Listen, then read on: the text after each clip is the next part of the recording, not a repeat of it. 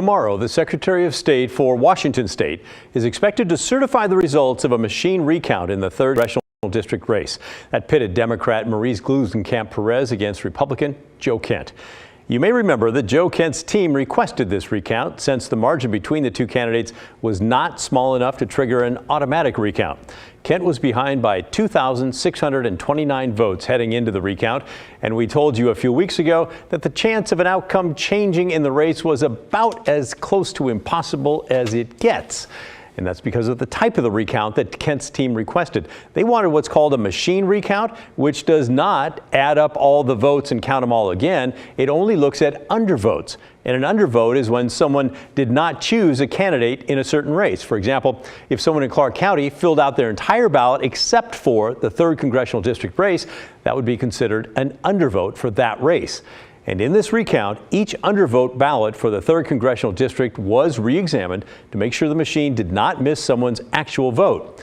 The 3rd Congressional is made up of parts of several different counties, with Clark County being far and away the most populated. And in that county alone, there were only around 2,400 undervotes for the race. So, doing the math, the likelihood of Kent getting all of those votes, plus dozens more from other counties, is just not going to happen. And that's the way it turned out. It did not happen. Here's a look at the breakdown in just Clark County for how the recount affected the vote totals. Gluesenkamp Perez gained 7 votes. Joe Kent gained 3 votes. And write-in candidates gained 6 votes. That's not quite the 2,000 plus vote turnaround that Kent needed.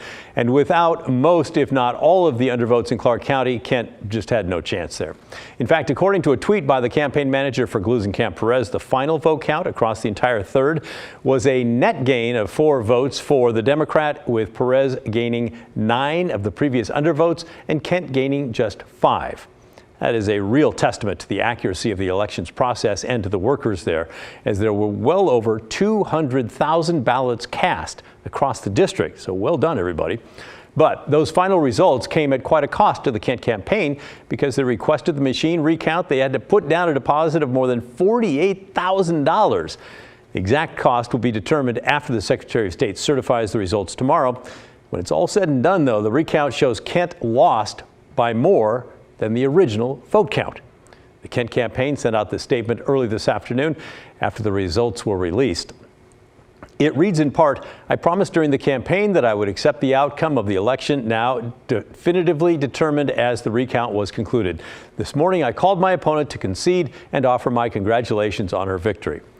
And that does sound like a nice and honest, respectful gesture in this situation. So you might be thinking, good for you, Joe Kent, for doing that.